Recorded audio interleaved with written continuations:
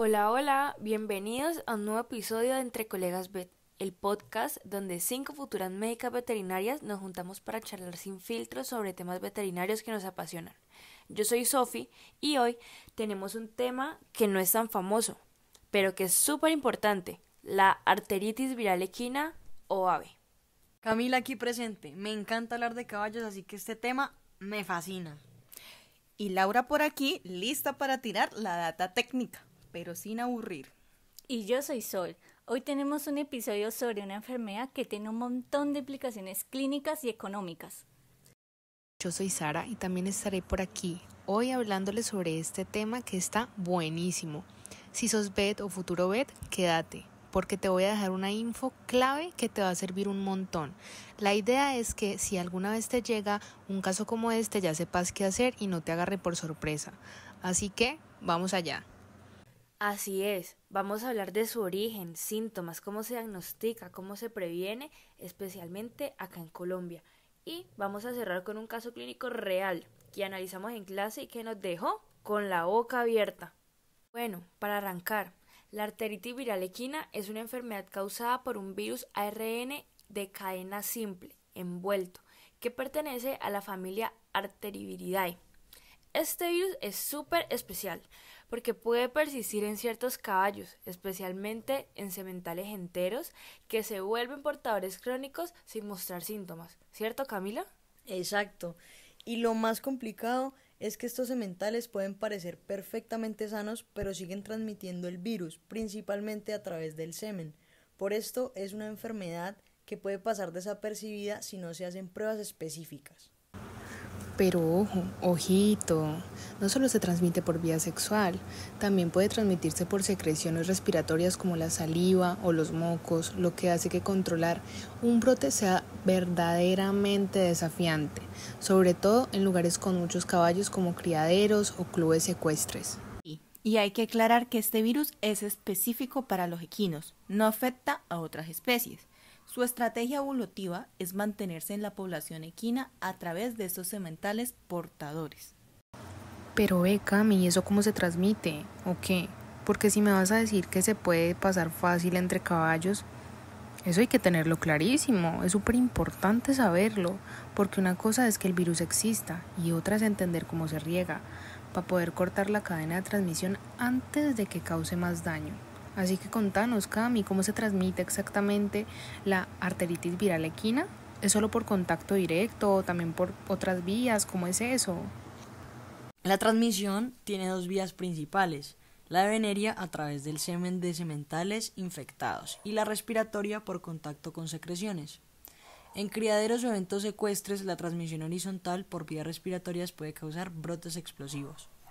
Por eso, la cuarentena y el control de nuevos ingresos es súper importante. Un solo caballo infectado puede contagiar a muchos si no se toman las medidas preventivas. Bueno, y como todo en medicina, esto también da sus señales, así que pilas, porque si las sabes leer, puedes detectar un caso a tiempo. No crean que esto pasa así como así, sin dejar rastro. El caballo, aunque no hable, sí muestra las cosas. Y como uno no puede tratar lo que no ve, toca saber qué buscar. Así que escuchen bien porque les vamos a contar cuáles son esos signos clínicos que hay que tener en el radar, para que si se les presenta un caso parecido sepan reconocerlo desde el principio. Les cuento que en caballos adultos los signos más comunes incluyen fiebre, letargo, secreción nasal, edema en patas, escroto y prepucio. También se han visto casos de urticaria y conjuntivitis. En yeguas gestantes la cosa se pone más grave. ¿Por qué? Porque el virus puede causar abortos en el 3er y 10º mes de gestación, a veces sin que la yegua muestre síntomas previos. Eso genera pérdidas reproductivas muy importantes. Y en potros, aunque es menos frecuente, pues puede causar infecciones respiratorias graves e incluso letales. Lo más común es una vasculitis multisistémica de rápida progresión. El edema escrotal en sementales es un signo clave, aunque no es exclusivo de la B. Debe considerarse como indicatorio si hay fiebre o síntomas asociados. También hay que observar cambios como comportamiento, anorexia y decaimiento. Yo sé que te estás preguntando, bueno, ¿y cómo será que diagnosticamos esto? ¿Cómo lo identificamos? Obvio, somos o seremos veterinarios y parte de nuestro trabajo es justamente saber cómo llegar a un diagnóstico claro. Así que tranqui, que también te voy a contar cómo reconocerlo, qué señales buscar y por medio de qué pruebas o exámenes podemos decir con certeza: oye, este caballo tiene esto. Contame, Sofi, ¿cómo es eso del diagnóstico? El diagnóstico se realiza principalmente mediante RT-PCR, que permite detectar el material genético del virus en hisopos nasales o muestras de sangre. También se utilizan la ELISA o pruebas de neutralización viral para determinar exposición a anticuerpos. Algo súper importante que no podemos dejar pasar es el diagnóstico diferencial. Te explico qué es eso. El diagnóstico diferencial es básicamente cuando uno tiene un caso clínico, pero antes de decir, esto es tal cosa, hay que descartar otras enfermedades que pueden parecerse o dar síntomas similares. Es como un proceso para ir tachando opciones hasta quedarnos con la correcta. Por ejemplo, en este caso, tenemos que descartar cosas como el herpesvirus equino tipo 1, la influencia equina, la anemia infecciosa equina y la leptospirosis, y también otras causas bacterianas o micóticas del aborto. Así podemos decir con confianza, esto no es cualquier cosa, esto es esto. En yeguas gestantes infectadas no hay mucho que hacer para evitar el aborto, pero sí se puede proteger a los demás con aislamiento y vigilancia estricta. Y los sementales portadores crónicos pueden mantener el virus por mucho tiempo. En algunos casos se ha considerado la castración para eliminar el reservorio, aunque no siempre es tan viable. Pero no se puede confiar solo en la clínica, ya que hay que hacer pruebas de laboratorio, especialmente en brotes o en situaciones reproductivas complicadas. Además, que el diagnóstico temprano ayuda a evitar la diseminación silenciosa. Bueno, ajá. ¿Y en dónde entramos nosotros como tal? ¿Cuándo nos accionamos, pues? Ya.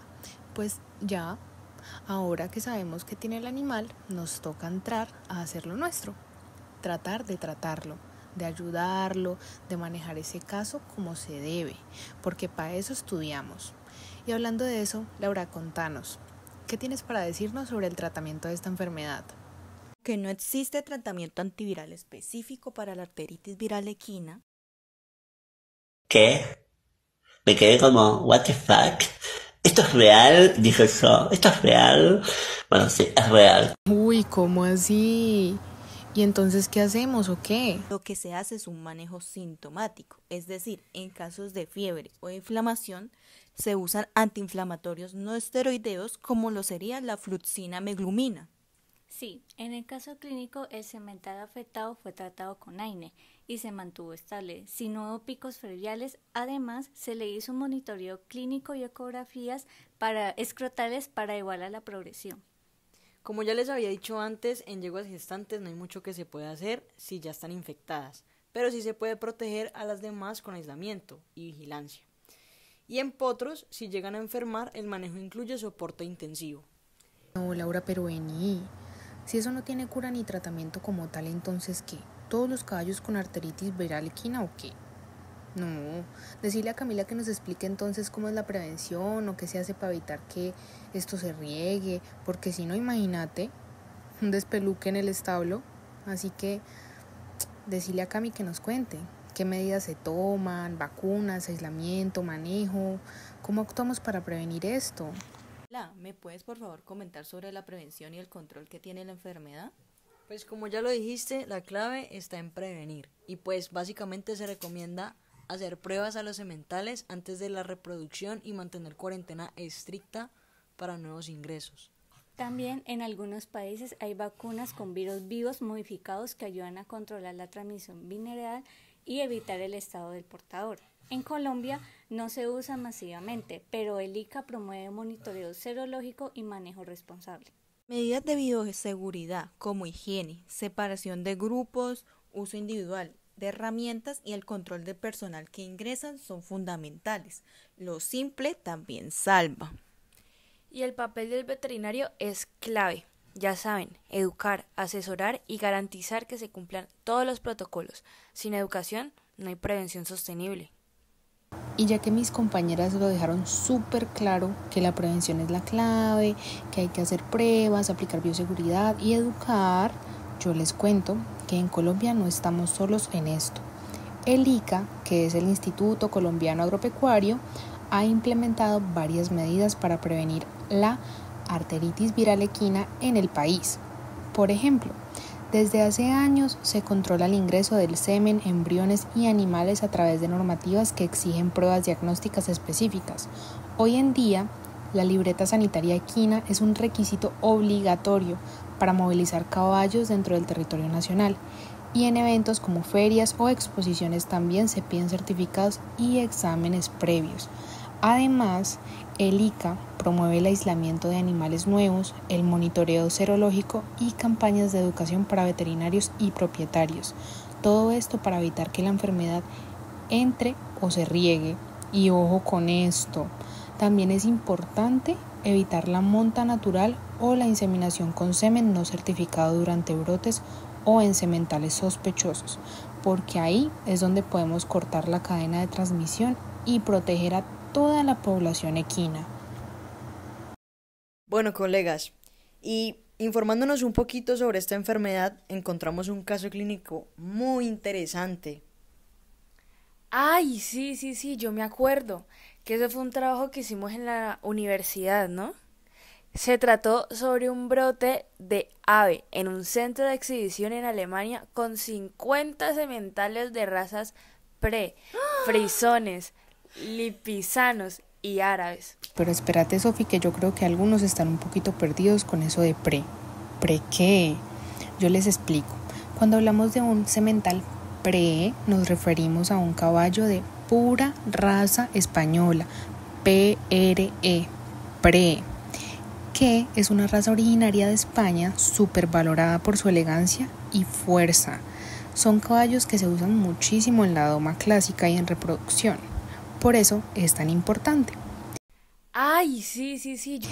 Y también los frisones o los friesians son caballos negros, grandes, con mucho pelo. Cuando hablamos de los lipizanos, son los blanquitos famosos por sus saltos en la escuela española.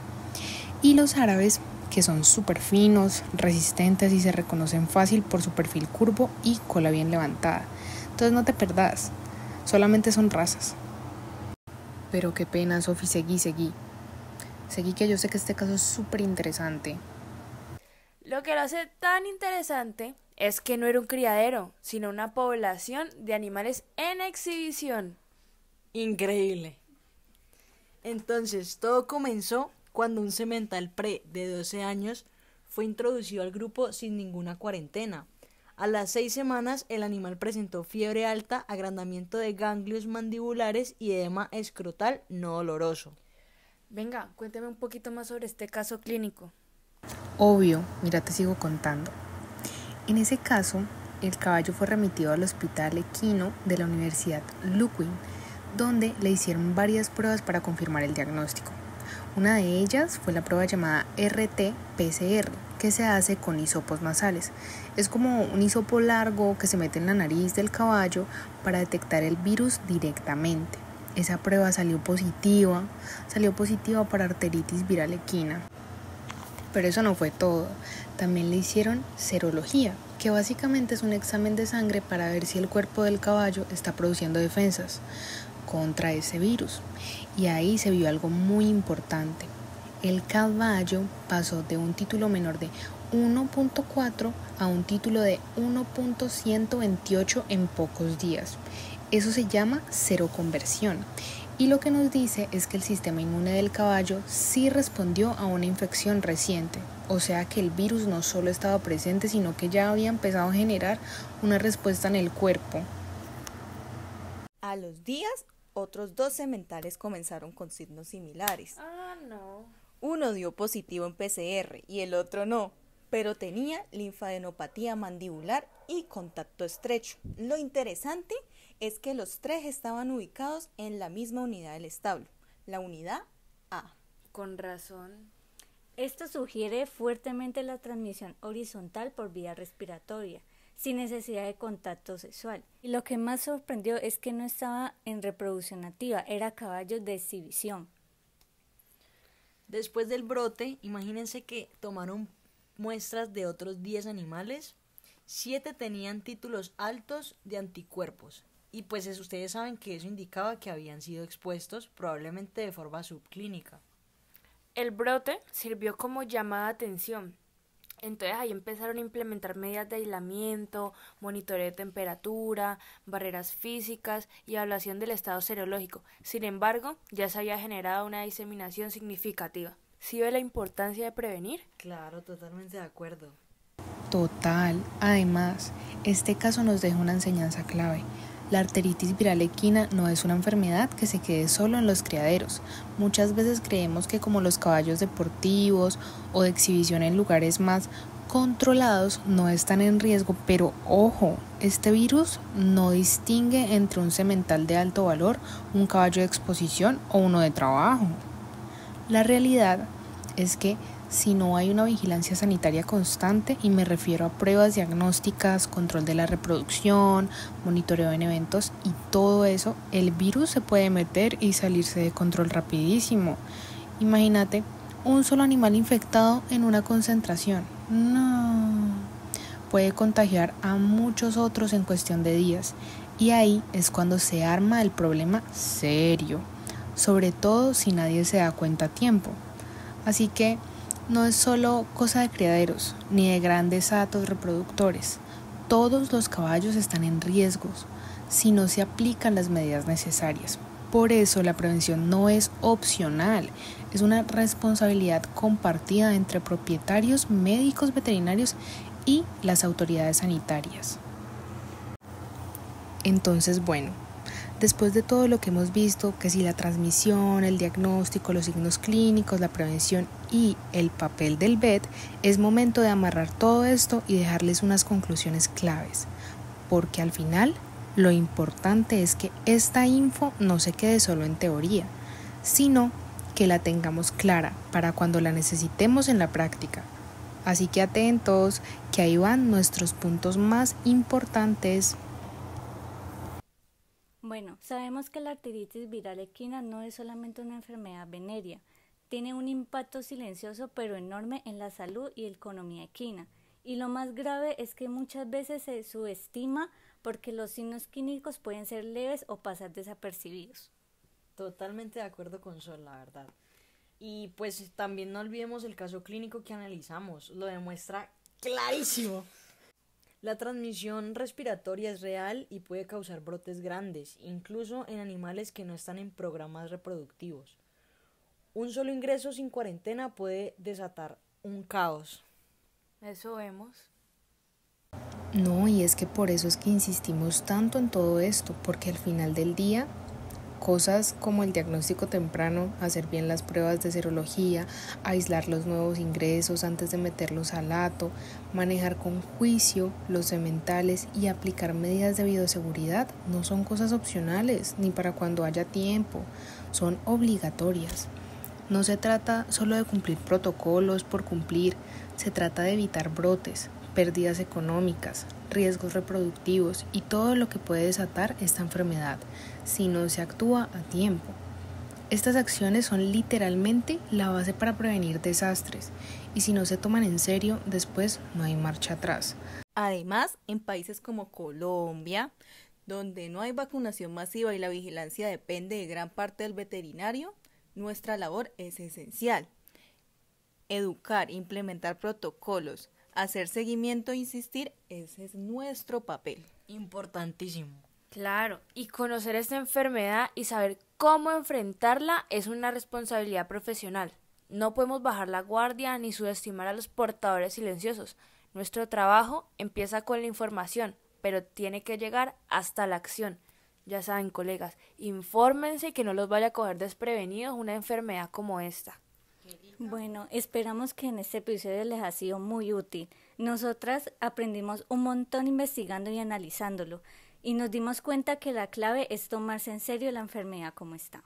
Y eso, la ave no es tan famosa, entre comillas, como otras enfermedades equinas, pero puede ser igual de devastadora si no se controla a tiempo.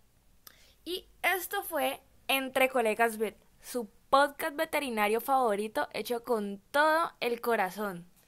Nos oímos en el próximo episodio. Chao, chicos de YouTube. Ay, no, ojalá no tengamos esto en el tercer corte.